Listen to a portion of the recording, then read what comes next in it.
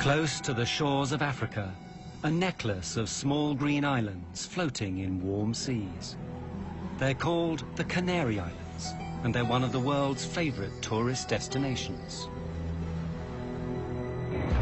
On March the 27th, 1977, two giant aircraft are heading there. The 650 passengers think they're on their way to paradise. They're on the road to hell. KLM 48. Their planes are diverted to a small airport on the island of Tenerife. As the day goes by, it becomes more and more choked with planes, and a thick fog sets in. Tension mounts. Passengers and crew are impatient to get to their final destination. We're going. Adam 1736, report runway clear. Okay, we'll report when we're clear. Clear then. What do you say? It's to clear the Pan Am. Oh, yes.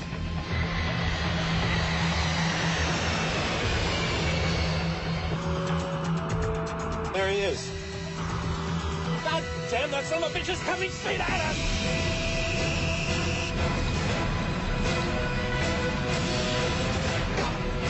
Damn.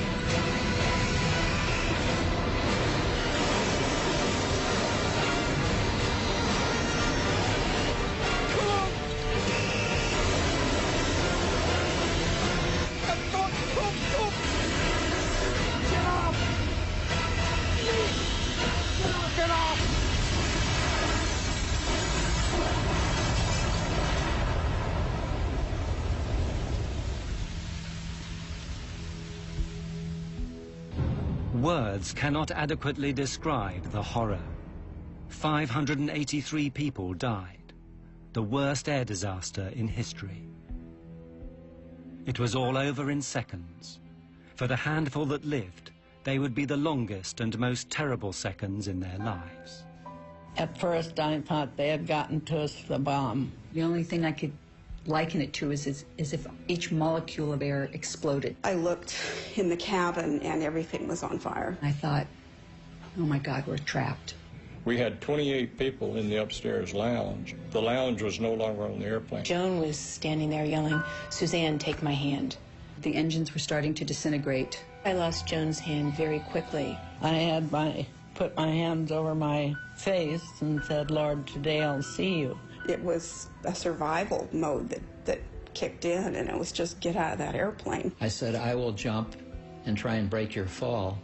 The airplane was collapsing in on people. I immediately thought it was total destruction. Well, I felt so responsible because I couldn't take care of my passengers, and so helpless in looking back and knowing that there's nothing you can do. You can't get back in the aircraft. There's no way to get in it, and it's all on fire.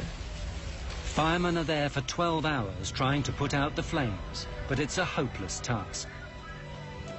As the news spreads around the world, everyone wants to know, how could two state-of-the-art aircraft possibly be on the same runway at the same time?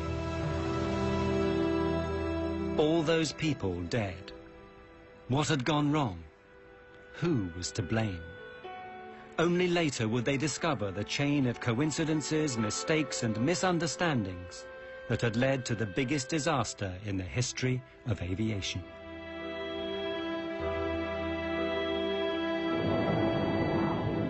The story begins at midday on the 27th of March. Pan Am Flight 1736 is nearing the Canary Islands. This has been a long, long flight. The plane left Los Angeles via New York the afternoon before. Now the passengers are tired, looking forward to journey's end in the Canaries' capital, Las Palmas. So, you guys been to the Canaries before? You guys ever visited the Canary Islands? Yep. I had a great time there. Golden beaches. Oh. Grilled fish. Midnight swims. I could do with that.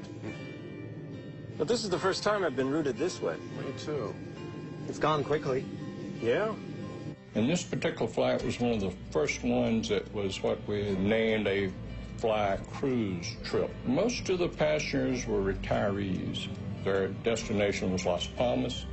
Then they would board a cruise ship and do a 10-day cruise. and then come back, and then they would be picked up again and flown back to the United States. What no one has told the passengers is the Canary Islands have their own local brand of terrorists. They're determined to get independence from Spain, which actually owns the Canary Islands.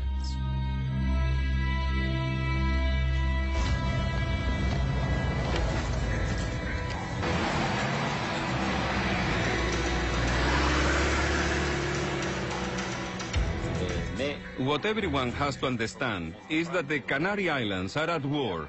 As long as the islands are a colony, they will be at war with Spain. If the Spanish government doesn't agree to our three conditions, we'll launch full armed combat and will fight to the very end. Continuerons la lutte jusqu'à la fin.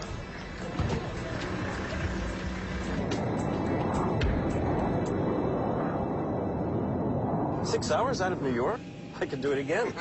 Doesn't time fly when you're having fun? On board the Pan Am plane are 380 passengers, with 11 flight attendants to look after them. I was on the flight with my best friend, Suzanne Donovan, and we used to bid flights together, and we could do that. And we would, because we enjoyed each other's company so much. Hey, Susie, save some of that energy for Paris. Oh, oui. We're just going to go to Las Palmas and drop off the passengers and ferry the aircraft, which means flying it without any passengers, up to Paris and then stay in Paris. Few disasters are ever caused by a single event. It takes a chain of tiny coincidences. And so it was that day. Everything is going fine. But at that moment, the terrorists decide to act. And as luck would have it, they choose Gando, the airport for Las Palmas, where the Pan Am plane is due to arrive shortly.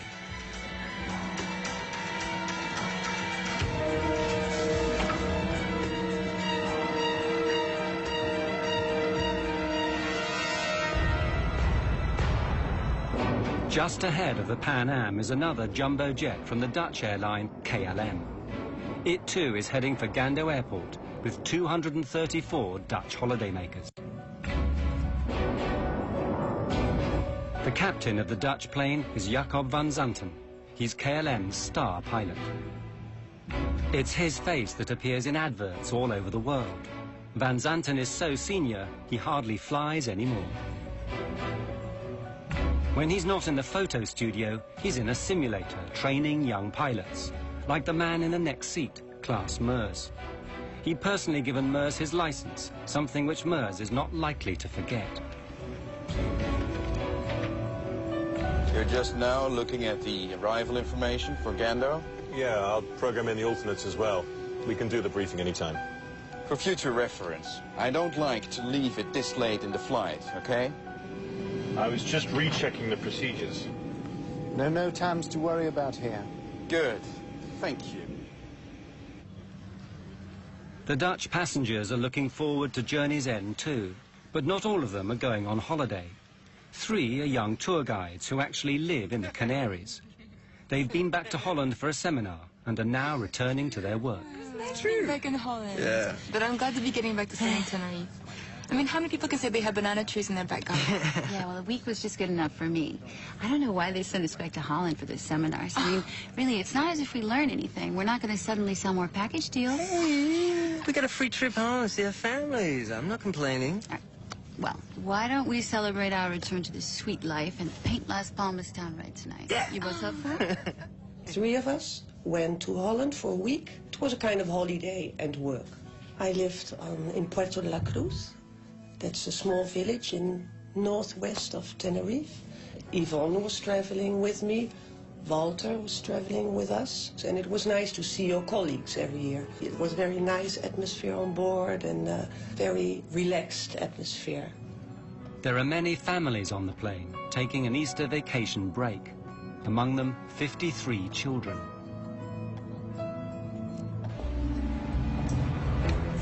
There are 2 bombs in the terminal. You have 10 minutes to save as many lives as you wish. We'll talk again. And so it begins, the first step on the road to disaster.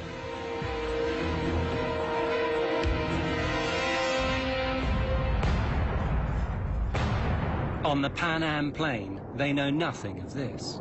All is relaxed as the flight nears its end. You have control. Gando's already dialed in there. Yeah. Crew, Gando, Las Palmas Airport in 45 minutes. Ah, sí. Gando, Las Palmas Aeropuerto. Hombre. Ah, hand me the arrival info, would you? For the passengers, a welcome sight. The flight attendants beginning to tidy up in preparation for landing.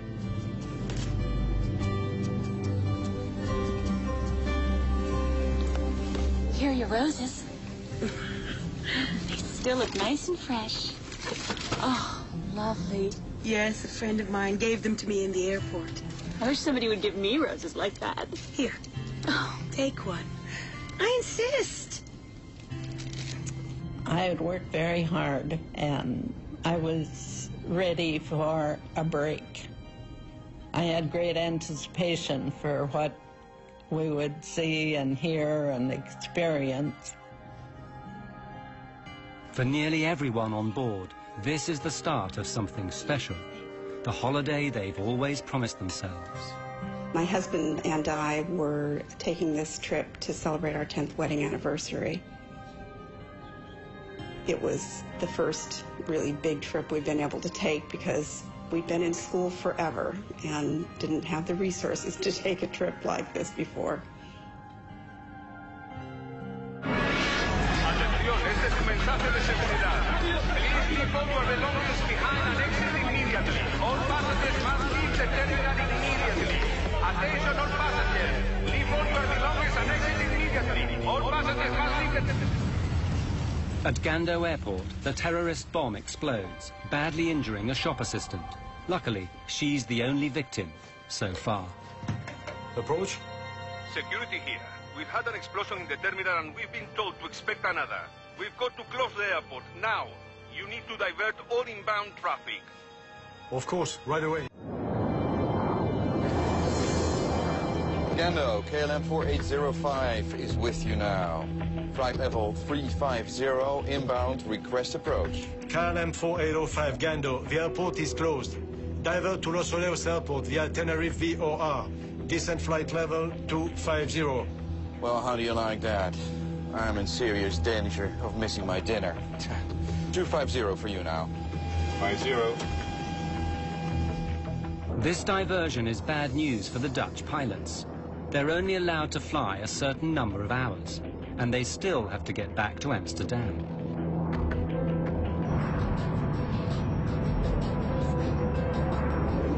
Gando, Pan Am 1736, good afternoon. We're on flight level 370, 120 miles west, inbound, approach. Pan Am 1736 Gando, the airport is closed. Divert to Los Oleos Airport via Tenerife VOR. Descent flight level 250. We filled her up at New York. Ask them if we can wait. What would you say, George? 2 hours up here? 2 hours easy. Gando, 1736 requests a hold over Las Palmas. We have enough fuel to wait about 2 hours. Negative, sir. I say again, the airport is closed. We had an explosion in the terminal. There's already a long line of aircraft in front of you. Expect halts at Los Oleos. Contact Canaries approach now on 118.5. Oh, that's just great. I think they just had so much traffic to deal with, they didn't have time to even consider giving an airplane clearance to hold or whatever. So that's what I assumed, that they had made up their mind, that they were just diverting everyone to Tenerife. So now both jumbo jets, along with many other aircraft, find themselves heading for Los Rodeos Airport on the island of Tenerife, half an hour away. It turns out to be a regional airport, more used to dealing with light aircraft than Boeing 747s. It has only one runway and about as much parking space as the average supermarket. But it's the only airport within striking distance.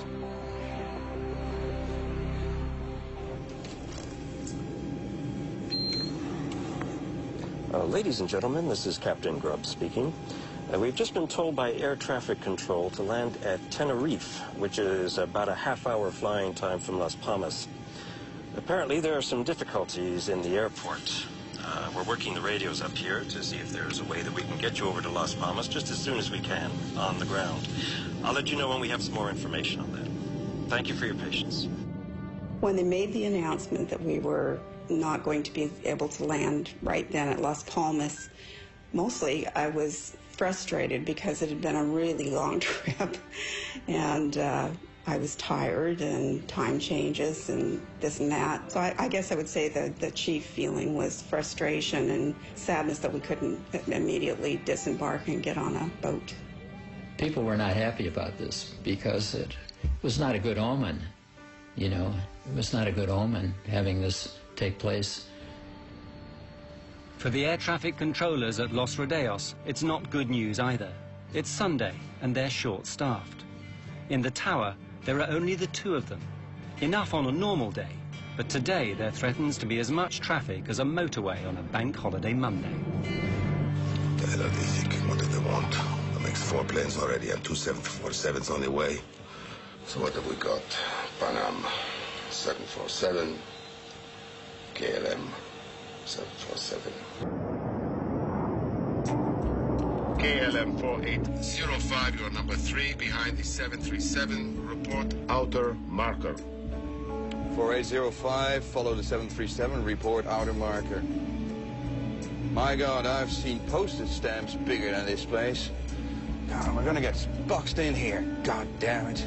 Anyone care to hear about the landing checklist? Class, you're flying. You've got to call the landing checklist. Landing checklist, please. Auto brake? On medium, you never know. Runway short, and on top of it might be slippery. Be careful. Lima Tango 107, you are clear to descend to flight level 80, holding pattern. At Los Rodeos, planes are pouring in one after the other. Sunjet 282, switch to ground now on 118.7. Sunjet 282, switching to 118.7. Good day. God damn it. Of all the days this has to happen, just when Spain is going to teach Hungary a lesson in football. I don't know. For sure it's bad timing. How are we supposed to get all these planes down? That Sunday, the two controllers find themselves thrust into a situation that's way over their heads. Los Rodeos had never seen so many big aircraft all at once. Contact standby for taxi clearance. Sunjet will take your place. You can begin your taxi just after it passes behind you. Brake, Spantax, hold on. Hey, say, where are you going to put the KLM? Next to the breathing 737. No choice. Still waiting for the Pan Am 747. Yeah, but that's 2 large carriers. It won't be easy to handle. You got to leave some room for these other planes that want to roll. Pan Am 1736, leave level 230 now for level 120, call back crossing 180.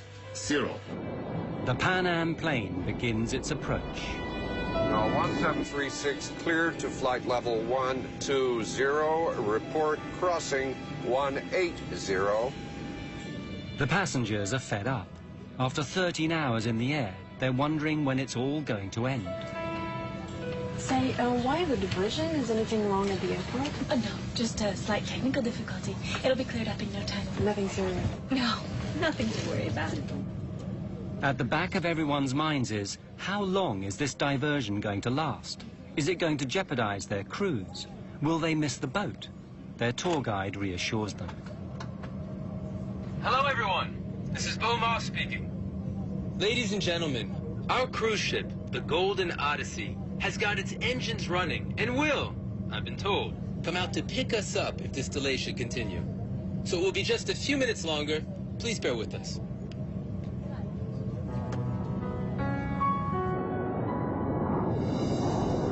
Auto brake selector on medium? We did the landing checklist. Auto brakes, medium. KLM 4805, clear to land runway 30. Roger, 4805, clear to land 30.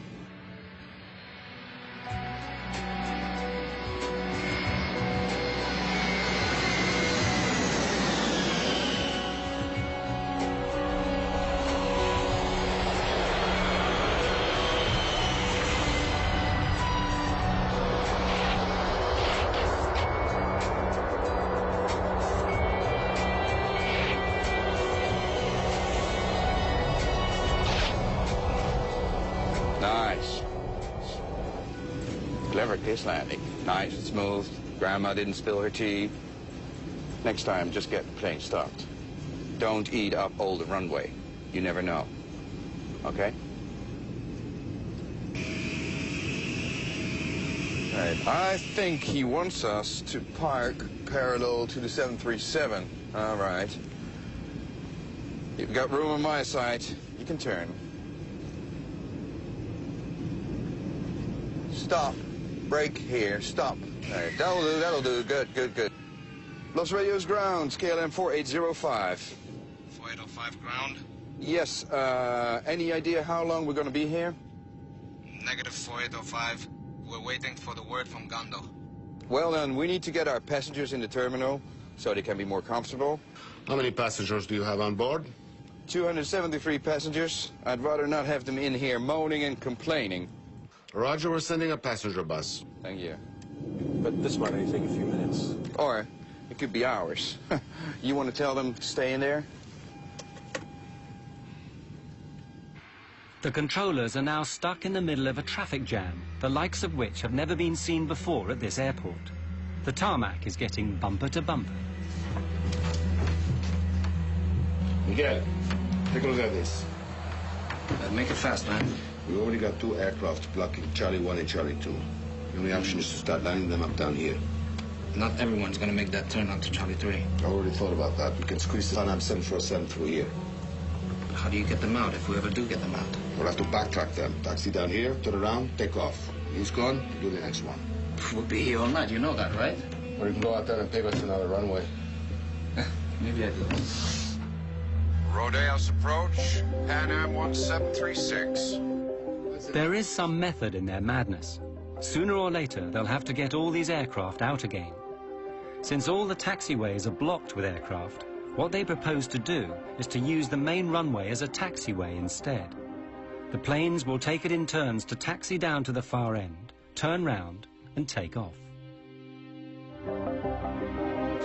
Ladies and gentlemen, we apologize for this delay. While the flight crew... The Dutch plane waits on the ramp. Its passengers should be spending this afternoon on the beach. Instead, they learn they're going to spend it hanging around the departure lounge of a small airport. No. We're going to visit another airport first, Los Rodeos. Then we'll be going to Las Palmas. Maybe a few days. Yes. Go on. Let's get your shoes on. It is weird. Robina, Walter and Yvonne actually live and work on this island. So when they eventually get to Las Palmas, they'll have to get another plane to bring them straight back again. Well, maybe we could get off here. Yeah, and what about our bags? You're so materialistic. Just because you want to see Paul doesn't mean the rest of us have. Robina wants to see her boyfriend Paul in Tenerife tonight, not spend it in Las Palmas. I miss him so much after this week in Holland. I could skip Las Palmas, to be honest with you. We're moving. Let's go. Bye. Bye. See you. Bye. See you soon. You all right? Yeah. You don't look it. It's not right. There's all these planes. I get a bad feeling about this. Because of a terrorist bomb explosion, dozens of planes have been diverted to a small airport on the island of Tenerife in the Canaries. One of the first to arrive is a KLM jumbo jet. Its passengers are taken to the terminal. But what with those arriving, those departing, and those, like the Dutch, who are in transit, the little terminal is becoming overwhelmed.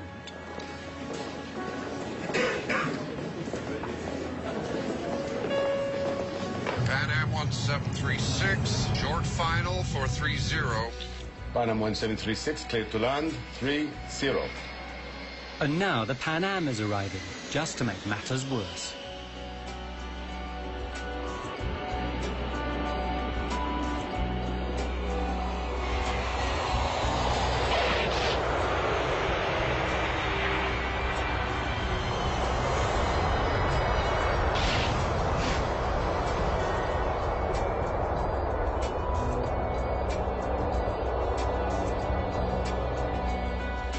1736 at the end of the runway. You have a follow me for taxi instructions. Have you got him inside? Affirmative, sir. 1736, you will be just behind 3 other planes. Have you got them inside? Looks a bit tight in there. 1736, be careful of your jet blast. When you turn, there's a plane just next to you. The ground situation was a traffic jam, because when we landed there, the ramp was so crowded with other airplanes, and we were directed to taxi down to the end of the ramp area and park behind 3 other airplanes. And basically that's all we saw, and we didn't know when the airport at Las Palmas was going to open, so we really didn't leave the airplane area, let's say. By this time, the terminal is so full, there's no room for the Pan Am passengers. They'll have to stay on board their aircraft. After 14 hours stuck inside it, they're not happy. Ladies and gentlemen, I've authorized a door to be opened and the stair ramp set in place so that anyone who wants can walk down and stretch their legs. Unfortunately, due to the number of other airliners here now, we cannot get near the terminal. I know we've all had a long day already, so I hope that we can get you out of here in about an hour or so. Thank you very much. They actually allowed us to get off the plane and just to walk downstairs and stand on the tarmac, stretch our legs. I think everybody was getting weary of traveling and ready to start their vacation. They opened the doors to give us air and we could look out. It was cloudy and overcast. It kept darkening down and was not nice, like we had hoped it would be. Everyone had been expecting tropical sunshine. Instead, it's damp and misty, with clouds as far as the eye can see.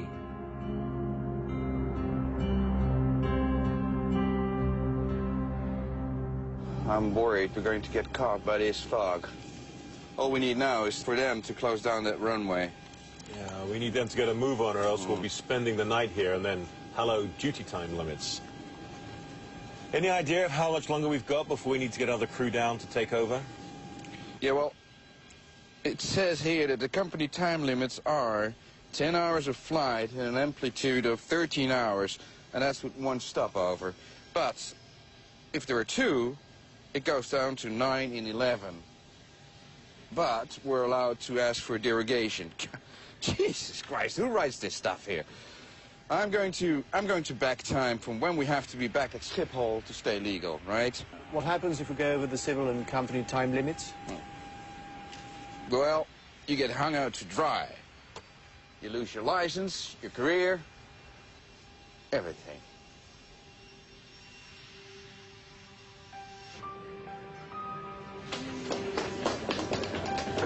That's it, it's settled. We can stay here in Tenerife. It's so stupid to go to Las Palmas now. We just have to come back tomorrow. And Paul's waiting. Let's get a taxi. Hey, slow down. Can't Paul wait another 24 hours? And they were making plans, you know, we're going to have dinner here, and then we're going to have a drink there, and we just wanted to go back to him. In the end, it's love that saves Rubina. I met Rubina in December 1976. I fell in love, and we've never been separated. Not again, afterwards. Why don't I pick up the bags and see you guys and stay together?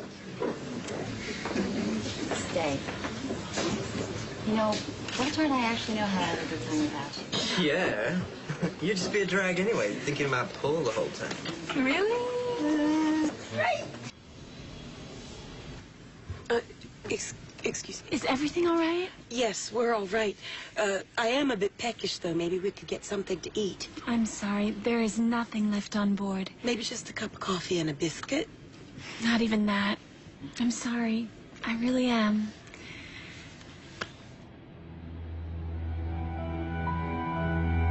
That was a long 4 hours without coffee or pop or anything. We had no food to serve. We had only the one meal that had been boarded in New York. We'd already served that before landing. That was really all we had to serve. In the tower, the two controllers are also getting fed up. All the aircraft are in now, so there's nothing to do except listen to the football on the radio and worry. Clouds are gathering over the airport. Looks like we might have a campana. Yeah, these clouds are ready to jump down. A little more coastal wind, a drop in temperature, and we'll be covered in clouds. Better get a move on or they won't be taking off. Rodeos, Gando. Rodeos, go ahead. Gando to Tenerife ATC, we've just reopened. Temperature is 20 degrees. Winds light and variable. Arrivals raining 2-4. Gando will start sending them your way. We're at 14 degrees, fog and light rain. They'll be glad to get out of here. Let's get started. It should be tricky getting all these planes in line. We'll be all right. We'll just have to take it slow. No doubt about that. I just hope we won't still be here tomorrow. At last, everyone can leave. Well, here we go. To all aircraft, Gando is reopened. You can ask for startup and clearances at your discretion. Ladies and gentlemen, may I have your attention, please? Gando Airport has reopened. Your flights will be reporting shortly. Please make your way back to the gate as quickly as possible when your flight is called. Thank you for your attention.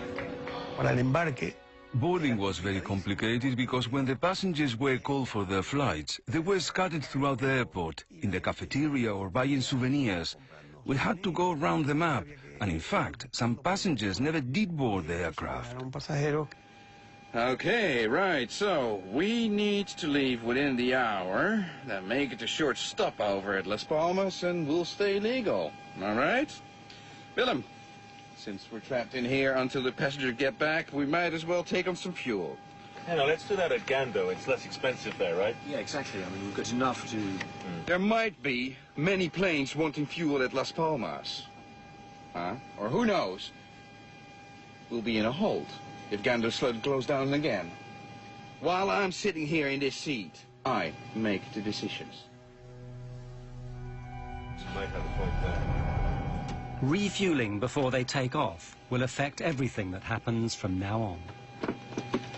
Ramp KLM 4805 requesting refueling.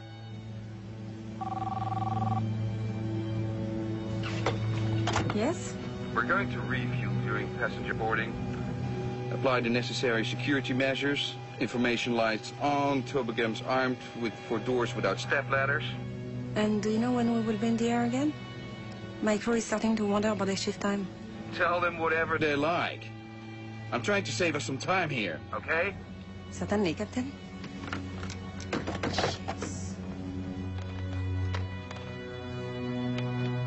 In order to keep the weight down at takeoff, the normal practice is to take on just the amount of fuel you need, plus a margin for safety.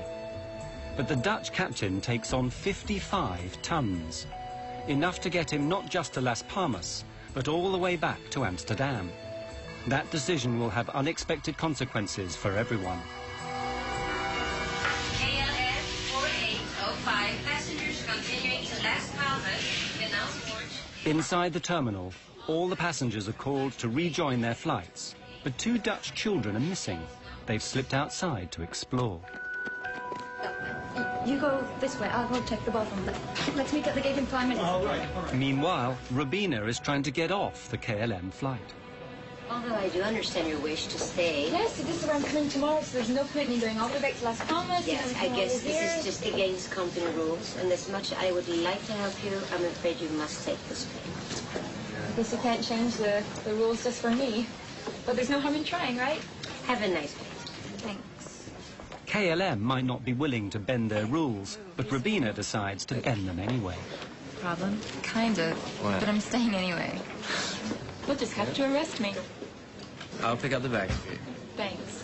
I'll watch the door with you guys so that my friend here thinks I'm taking the plane. Let's go. Come on.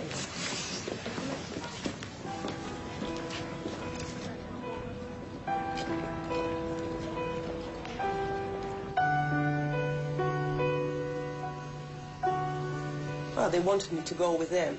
And they really tried to persuade me, and I tried to persuade them to stay, you know. And, yeah, but that's how it goes. Fortune had smiled upon Robina van Lanschot.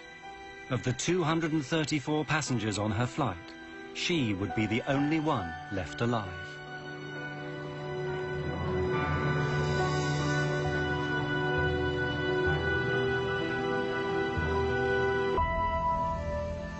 The temperature is 14 and falling.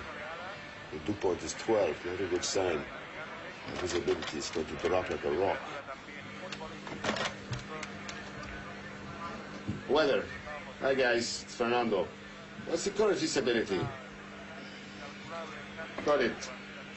Keep us posted if it changes, okay? In the meantime, we're going to let them go. The controllers need to move quickly before the weather closes them down. But some planes can't move. Rodeos ground, Pan Am 1736 request clearance. Las Palmas latest weather and taxi instructions. 1736, there's a delay for you. The KLM in front of you is refueling. Oh, come on, let's try to get around him. But there's going to be a revolt back there if we don't get moving soon. Ground, we'll try to sneak past him here. The Pan Am captain does his best. He starts his engines and tries to squeeze past. But a 747 is nearly 200 feet long. It's not built for squeezing. Not enough room. George, why don't we get a breath of fresh air and take a look? The engineer and I went out underneath the right wing and basically stepped off the distance between our wingtip and the KLM 747's wingtip, and we were 12 feet short of being able to taxi easily around the airplane. For the sake of 12 feet, hundreds of lives are going to be lost.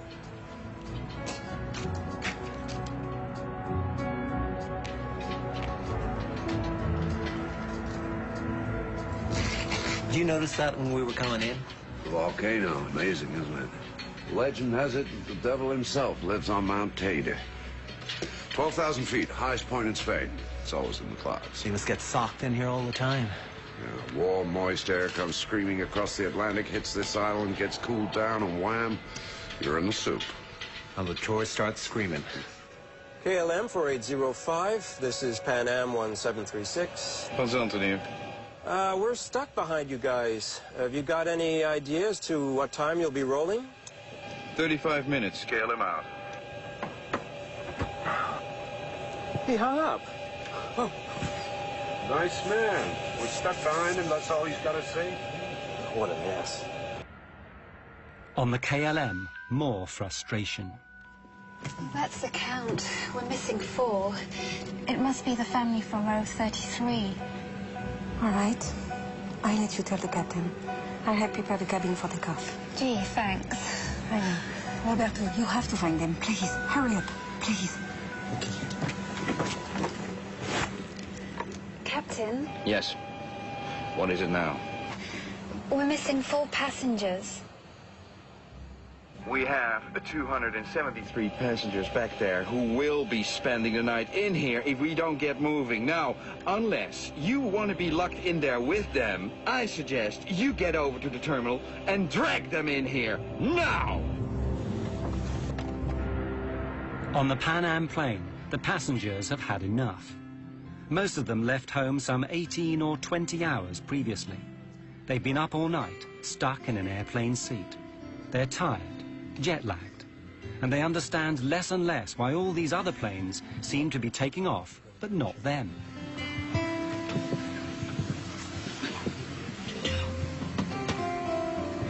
My friends, I know it's been a trying afternoon for all of us. But when we are finally on board the Golden Odyssey, you will be pampered day and night.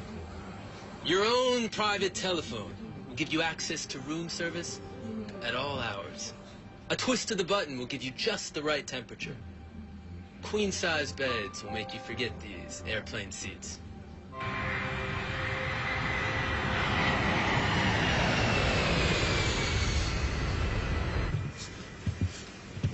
Miss, I can see the other planes are taking off. What's the holdup?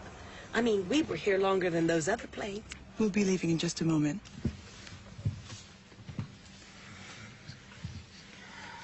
Keep thinking of Paris, I guess. You can keep thinking about it. Yep.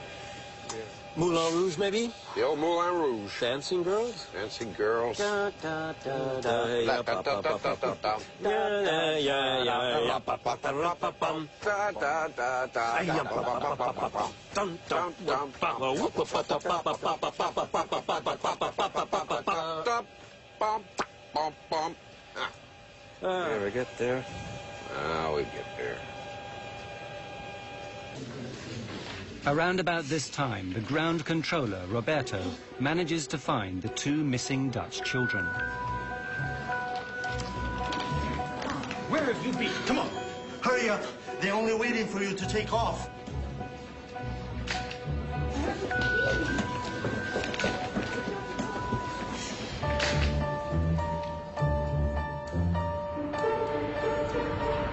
He takes them back to their plane, and as it happens, to their deaths.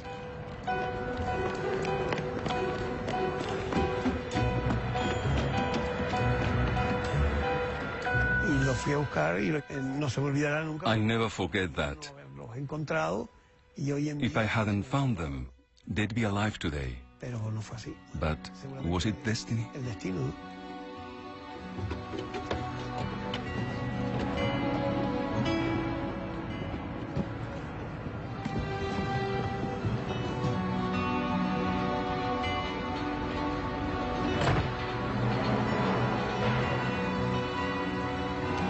Station calling to start. Ground. KLM 4805 is ready for startup. 4805, clear to start. Checklist before startup. Plane free, blocks in place, doors shut and checked. Ready for startup in sequence 1, 2, 3, 4. Affirmative, ready on 1. The KLM pilots start their engines one by one and prepare to go back out onto the runway for takeoff. If the weather were good, there'd be no problem at all. But everything is changing rapidly, and for the worse.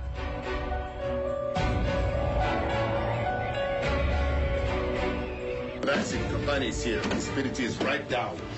We've fallen from 10 to 3 kilometers in the past half hour. But there's good wind. There will be some hole. Yeah, but let's face it, the weather's not going to get any better.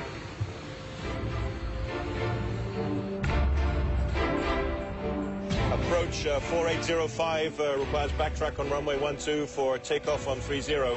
Taxi straight ahead to end of runway and make a backtrack. Roger, make a backtrack. 4805 is now on the runway.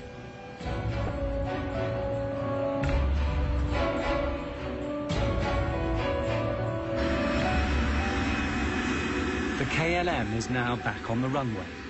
The Pan Am prepares to follow them a few hundred meters behind, through the fog, which is getting thicker by the minute.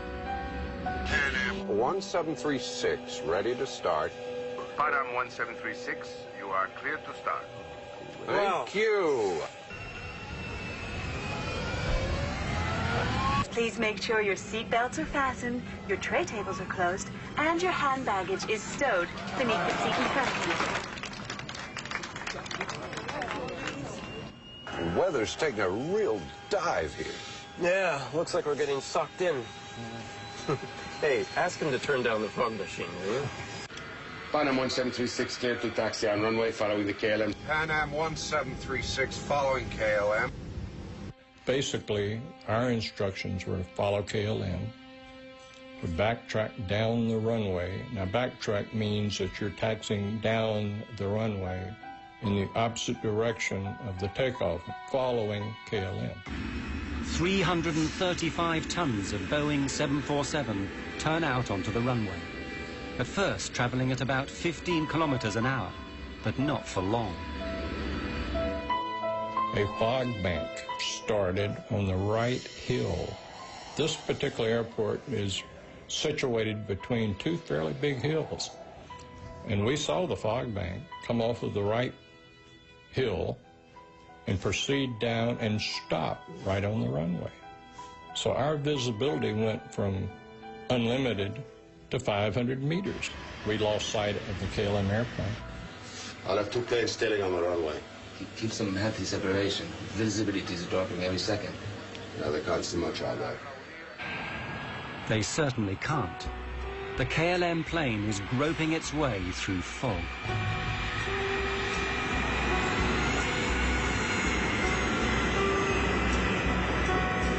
You can barely see the pavement. We're down to 50 knots ground speed, Scott. Taxi checklist. This is a nightmare. We'll never make the limits at this rate. And I really don't want to be spending the night at Las Palmas. I'll give headquarters a call. Taxi checklist. Please. EPR, ADI, safety compass. Compared and checked. Okay, we're massing 200 tons with 55 tons of fuel. The parameters are checked and verified by myself. Rolling checklist completed. The 2 aircraft are following each other on the same runway, but no one can see a thing. Everyone is nervous, especially the American pilots. They know that before long, the KLM will turn round and come back down the runway at full speed, taking off. They have to get off the runway, but where? Pan Am 1736. Pan Am 1736, approach. We were also instructed to taxi down the runway, is that correct? Affirmative. Taxi into the runway. And leave the runway third to your left. Third to the left, okay. Third, he said? 3. Third to your left. I thought he said leave the first. runway third to your left. Third to your left. Yeah. Left turn. And look at it out there. I mean, this cloud just rolled right onto us. I don't think anybody has the minimums now. In a 747, the pilots are more than 10 meters off the ground. It's very difficult to see out. And it's built to fly, not to drive down a highway in thick fog, trying to find an exit. Tell me what you think, George. No. We've got centerline markings only. We need 800 meters visibility if we don't have the lights. Anytime you get a low visibility, such as that, on the back of the approach plates, you have the runway information. It gives you the minimum visibility you must have to be able to take off. We turned our charts over, and it said RVR, minimum 700 meters visibility. So we assumed that with that, he'd just given us 500 meters. We couldn't take off.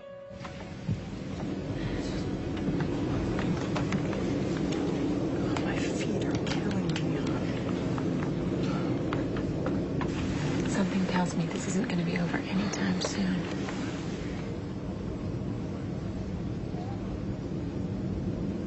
KLM 4805, how many taxiway did you pass? I think we just passed Charlie 4 right now. Okay, at the end of the runway, make 180 and report. Report for ATC clearance. Okay, sir. Tell me, is centerline lighting available for 4805? I don't think so. Stand by, I will check. The Pan Am is still traveling along the runway behind them, but very slowly now, because the pilots are confused. They thought they might have misheard the controller. Did he say the third exit, or was it the first? The first one was a 90-degree turn. Yeah, okay. This one down here is a 45. It must be the third. But this third exit seems to be an impossible turn for a 747. There must be some mistake. The logical exit is the next one, Charlie 4. It's only a 45-degree angle and leads to where they want to go. I'll ask them again. Would you confirm that you want Pan Am 1736 to turn left at the third intersection? The third one, sir. 1, 2, 3, third one. 1, 2. Good, well, that's what we need, right? The third one. 1, 2, 3. Right. 1736, report, runway clear. Pan Am 1736. We couldn't see any taxiways. We couldn't see barely the center line of the runway we were taxiing on, but we knew that the 45-degree angle to the left was the taxiway we were supposed to take. 1 kilometer ahead and out of sight in the fog, the KLM is nearing the end of the runway. 4805 and Pan Am 1736, for your information, the center line lighting is out of service. 4805, we copied that. Why am I not surprised? Wouldn't make any much difference anyway. You need a bunch of searchlights to punch a hole through this mess.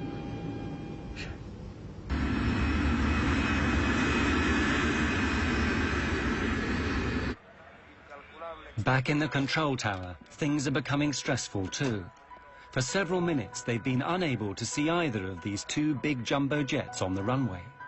They don't have ground radar like a big airport. To all intents and purposes, they're working blind.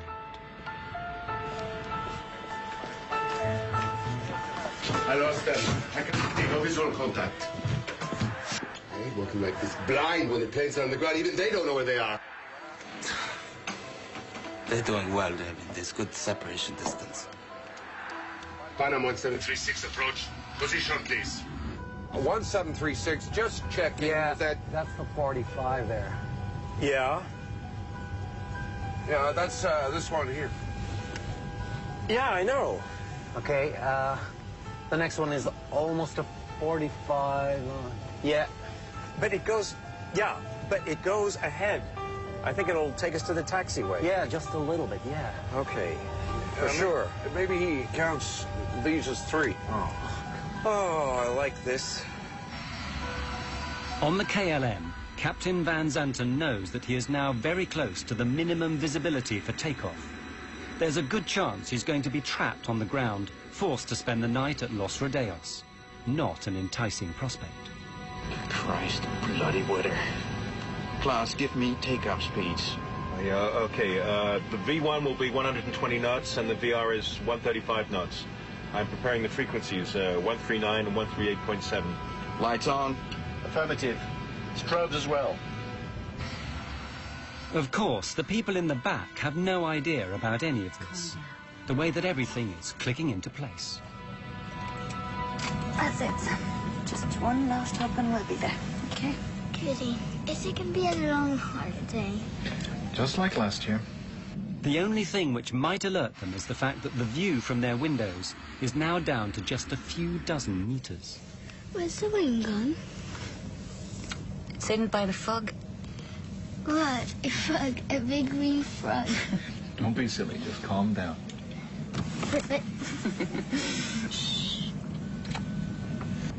Chewing gum to pop your ears. Yeah, sure. Thanks.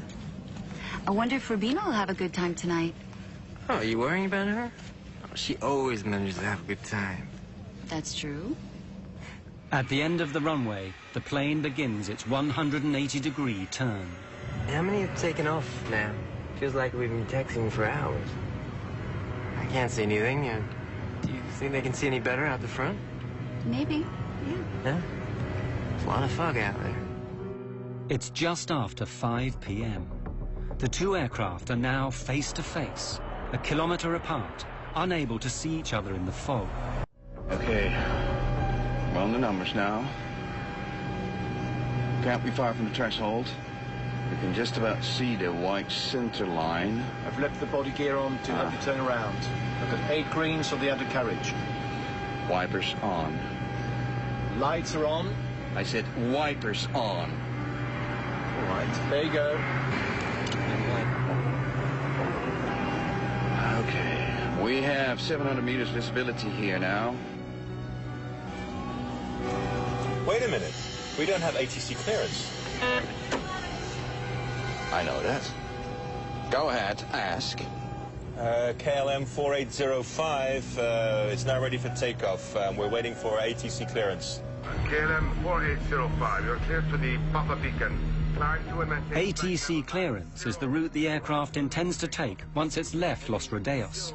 But it's not permission to take off. That has to be obtained separately. Las Palmas VOR. Roger, sir. We're cleared to the Papa Beacon, flight level 90. Right turn out 040 until intercepting the 325. We're going. No! Stand by for takeoff, I will call you. And we're still taxiing down the runway. Pan Am 1736. Pan Am 1736, report runway clear. Okay, we'll report runway clear. Thank you, 1736. He asked us, were we off the runway? And I responded back, negative. We are still on the runway, but we will report clear of the runway. That was the last thing I said over the radio. Let's get the hell out of here. Yeah, he's anxious, isn't he? Yeah, and now he's in a rush.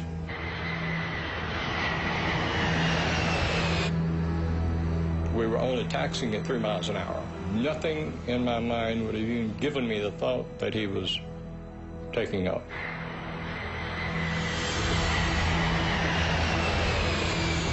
Did you clear that? What do you say? Isn't it clear that Pan Am? Oh, yes. The die is cast. With every second, the KLM is going faster and faster. At the same moment, the Pan Am reaches the number 4 exit and begins to turn off the runway. God damn, that son of a bitch is coming straight at us!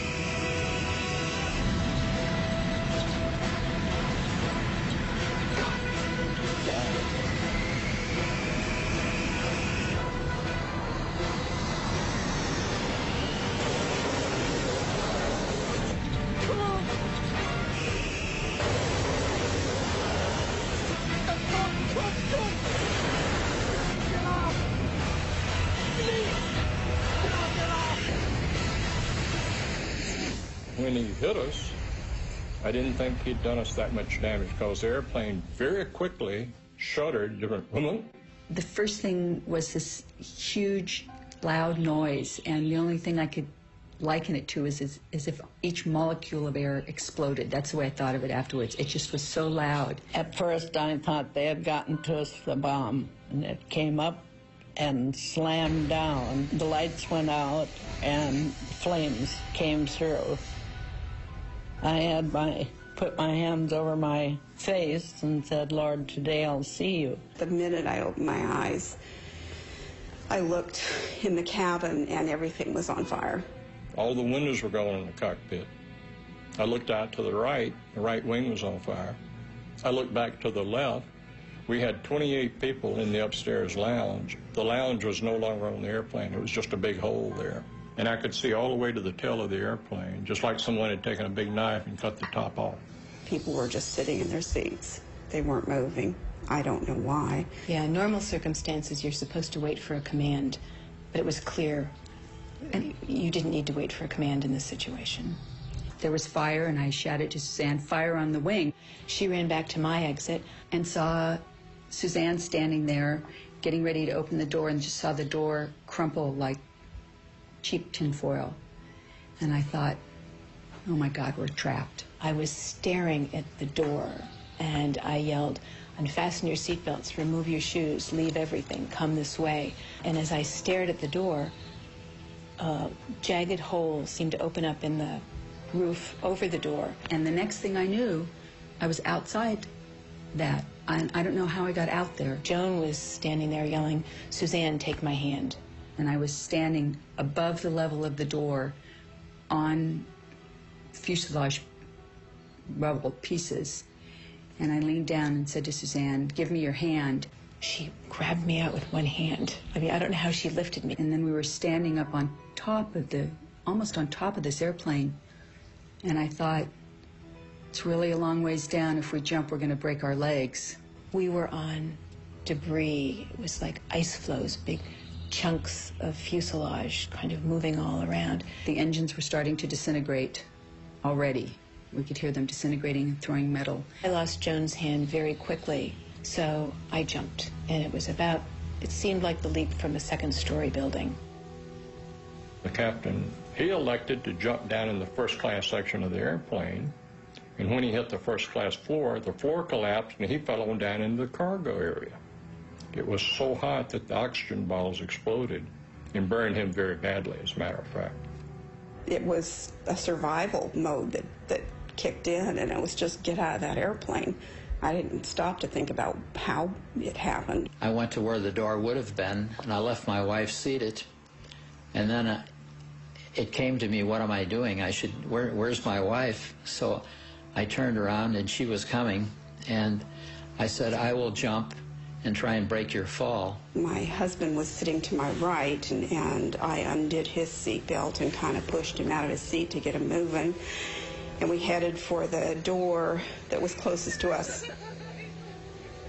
And it was engulfed in flames, and there was no way to exit that way. I looked over, and at some point, someone had opened the other door, which was amazing to me. And I just yelled over here and headed toward the door on the other side, which was, again, the wing door. In the haste to get out of the burning plane, Karen became separated from her husband. He died in the flames.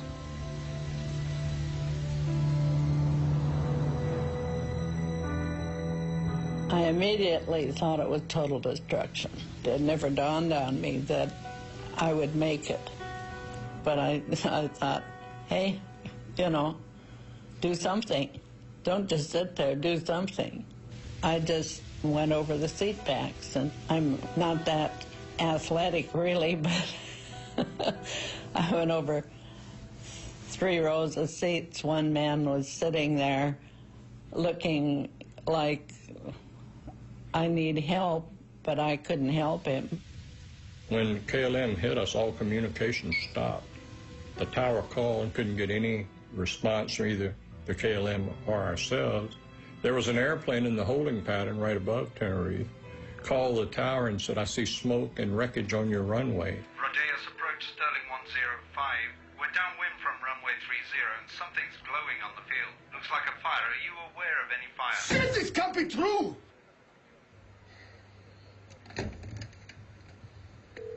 Come on, come on!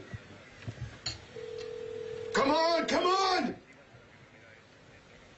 He hits the emergency warning. After KLM hit us, he went on down the runway and hit on the runway 1,500 feet down, closer to the tower. So when the fire truck and the ambulance came out, they got to him first. So no one came to us for quite a while. As a matter of fact, I remember thinking, I wonder why somebody hasn't gotten out here to help us.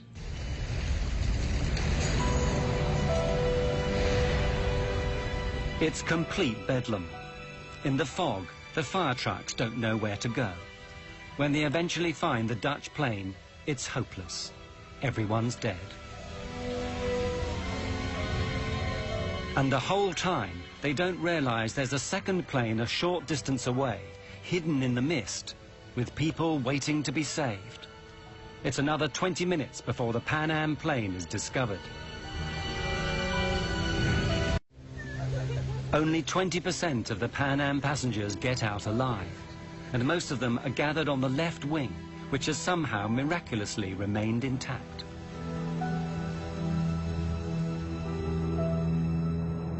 The entire left wing of the airplane was covered with passengers. And it turned out there were probably 45 to 50 passengers out on that wing. I've never asked anybody how high the wing is from the ground on a 747, but it looks to be a very long ways. And I cut open my head and fractured my foot. My wife jumped after me, and she said, I cannot walk. And I dragged her on her side for probably a block and a half away from the plane. The motors were going full tilt, and I didn't want to get over where the motors were, so I sat down by the body of the plane. I had no comprehension at that moment that I would be jumping off the wing and... In the debris, you knew there were trapped passengers and people, and there was absolutely nothing you could do to help because the airplane was collapsing in on people. Only one door was opened by a crew member, and that was one of the black flight attendants who did that. And she lost her life when the engine disintegrated and debris hit her. And I thought if we could just walk around to the other side of the plane, we would find all of the passengers and our other fellow crew members. Which, of course, wasn't the case. Even 20 minutes after the disaster, the controllers in the tower still have no idea how serious things are. Departing aircraft. All departures are suspended until advised. Hello.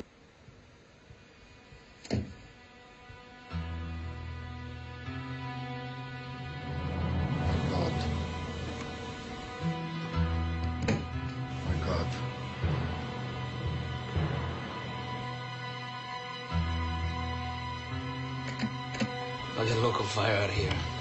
Notify the ambulance. We have an emergency. We need every vehicle they've got. We're done. It's can't be our fault. I mean, I told him to clear the taxiway.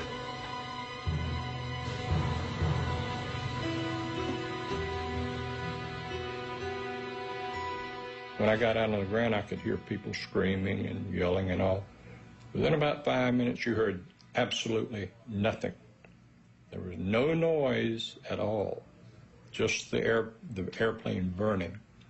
I asked one of our medical directors later on what he calls that, and he said that when you have a fire that hot and that much of a fire, it consumes all of the oxygen in there, and people basically suffocate. I felt so responsible because I couldn't take care of my passengers, and so helpless in looking back and knowing that there's nothing you can do. You can't get back in the aircraft. There's no way to get in it, and it's all on fire. Of the KLM plane, very little remains. It had continued flying for another 400 meters before slamming into the ground. The 55 tons of fuel it had taken on ensured that everyone on board died in the fiery explosion. It was personal vehicles, cars and trucks that seemed to come onto the grass and gather up people. About 75% of our surviving passengers got to the hospital in taxicabs. It was a wild, crazy ride as we were going to the hospital. The skin was hanging on both hands because I had received burns, but it hadn't affected my eyes. I had blood all over me, and I walked up to somebody and said, "I'm a doctor, can I help?" And the guy that I said it to had the oddest look on his face, just this very wan smile, and he just shook his head, and then I immediately went into a coma. Word soon gets out, and in the hours that follow, the international press begin to arrive, and the first news is flashed around the world. Rescue workers are still going through the wreckage of the two jetliners this morning in the Canary Islands. They're looking for the bodies of victims in this worst accident in aviation history. Two jumbo jetliners, 747s, collided on the ground at the airport at Santa Cruz de Tenerife yesterday morning. One was a Pan Am charter from Los Angeles that picked up more people in New York before flying to the Canaries. The other was a KLM charter from Amsterdam in the Netherlands. They set up a morgue in one of the hangars, and it was huge, and they had all of the nearly 600 bodies in that particular hangar, or temporary morgue. The death toll rises to 583 people, nearly twice as big as any previous accident.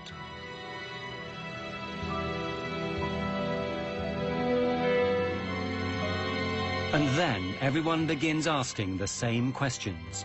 How and why could two state-of-the-art airliners smash into each other on the same runway?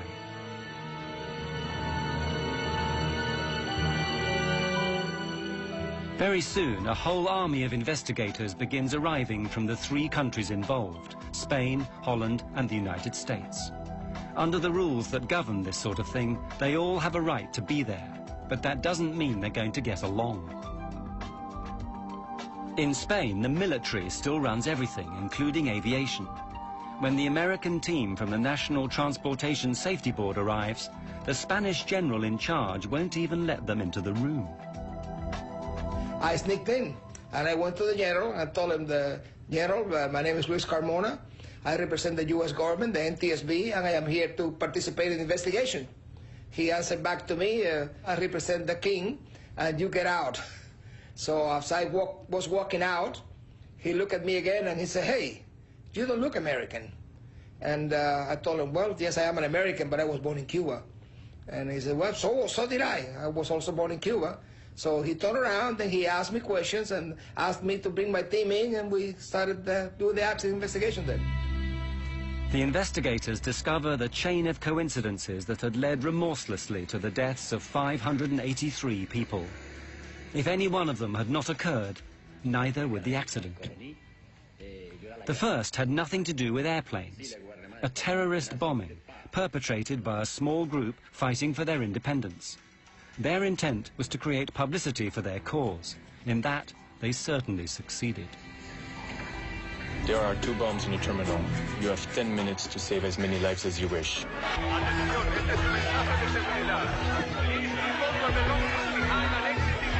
The airport is closed.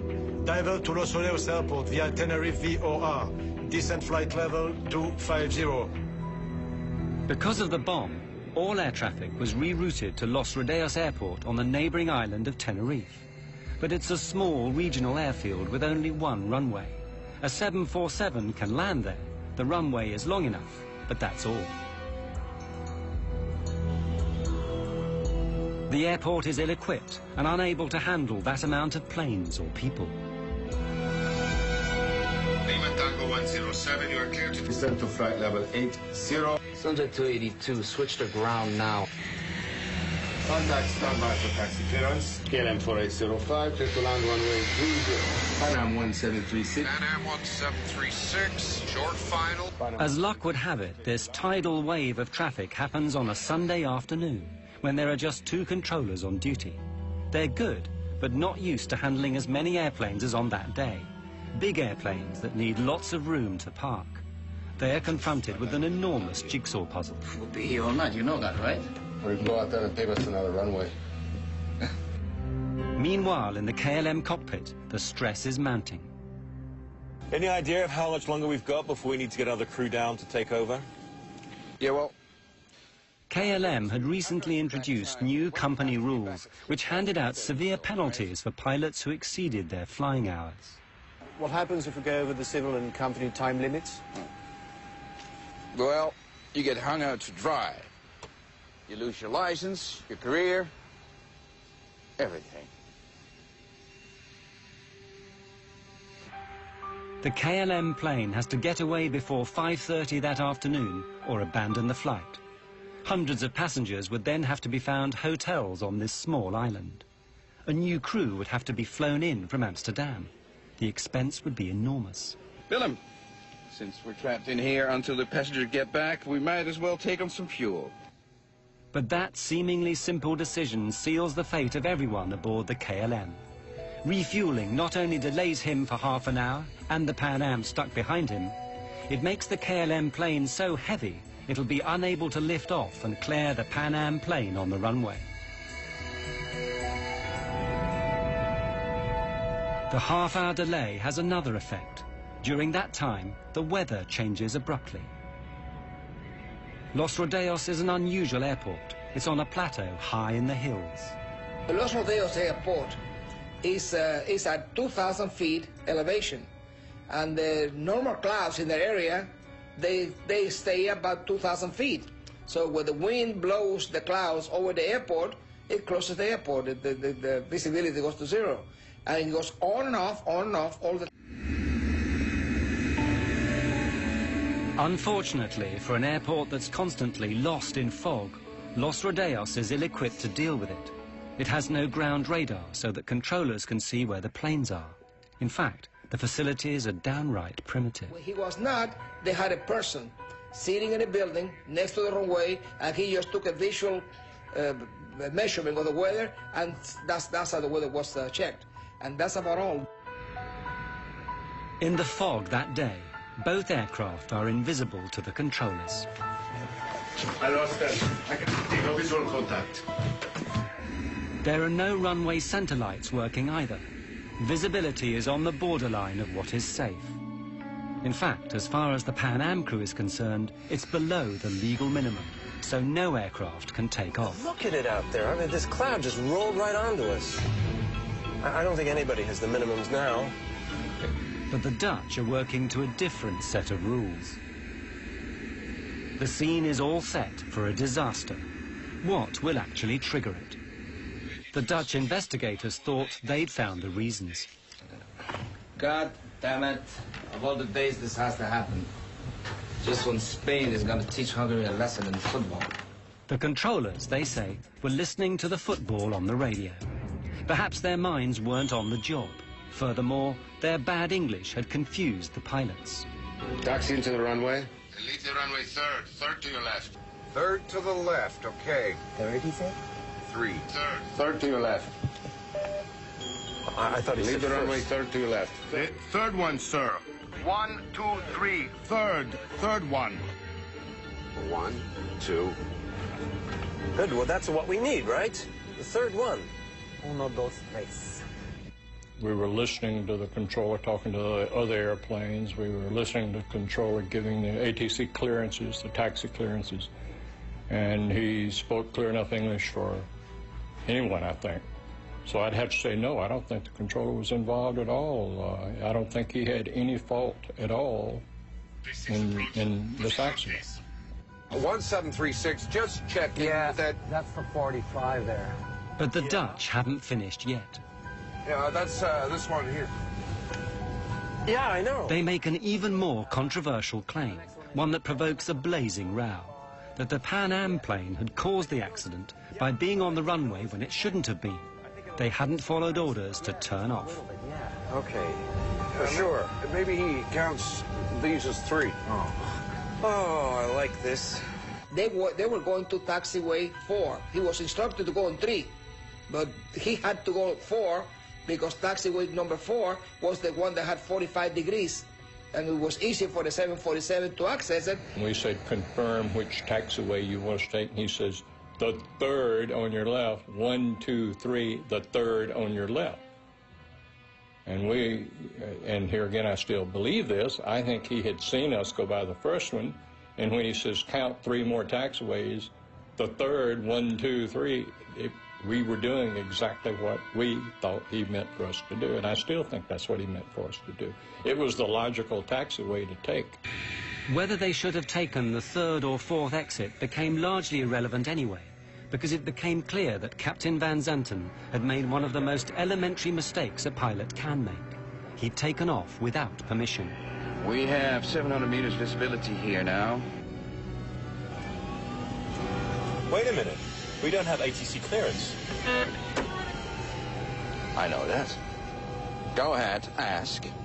KLM 4805 is now ready for takeoff. We're waiting for ATC clearance.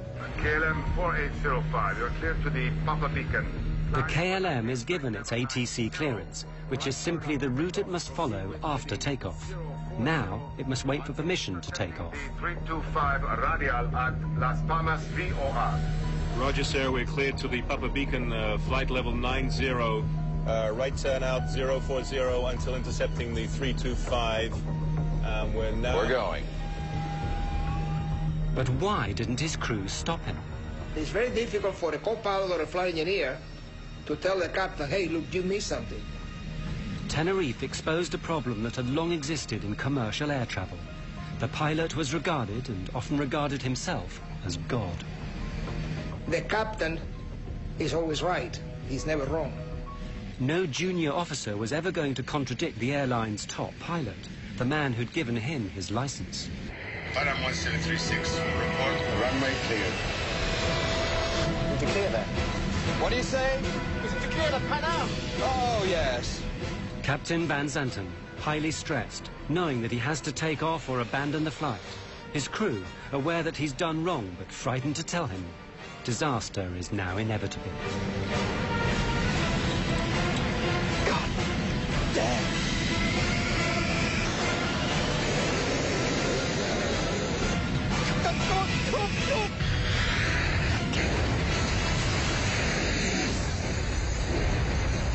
The official report is written by Spain. It blames the accident on Captain Van Zanten's decision to take off without permission. The Dutch refused to accept it. They published their own report, blaming language difficulties and the general confusion at Los Rodeos. What I learned from the Tenerife accident is that regardless of how well qualified, experienced, professional, and exact professional you are, okay, accidents, as long as human beings are involved, accidents can always take place. The insurers pay out a record sum, $2 billion in today's money. As for the survivors, the images of the 27th of March will always be with them.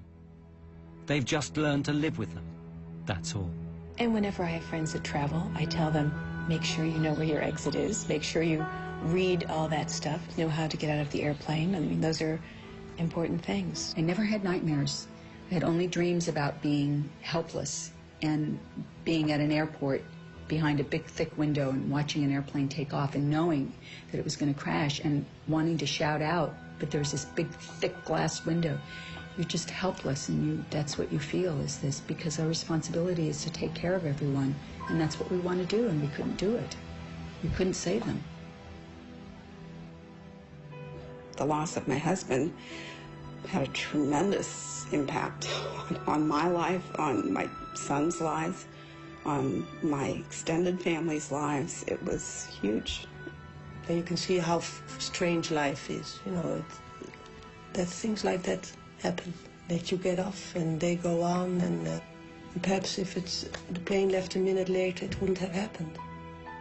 I think it brought home to me how quickly you can leave this life and how everyone should enjoy life every and each day as much as you possibly can. Well, after the crash, I decided to start a family. I thought maybe I will stay home and have children. I thought, you know, my friends have died, and if I let myself sit in this little apartment, it's going to be as if I'm curled up and died, and that's not fair to them. I can honor them best by living a life, a full life, and not being afraid. I am blessed because I do not have any horror left over from the accident. I felt ashamed the first while. And a long time I thought, you know, I wish I died, because I felt very bad. I was scared for quite a while after the crash, but I knew if I flew with Joan, she would pull me out again. I had to quit the NTSB. I didn't retire. I felt so bad that I became ill. I had to go to a doctor and get some medication because I got sick. I went back to Tenerife, my wife and I had a driver take me out to the airport and show me the runway, and I looked at it all. I did it all over again. And then I went back and took the Golden Odyssey steamship from the Royal Cruise Line to sort of complete the situation which I had missed.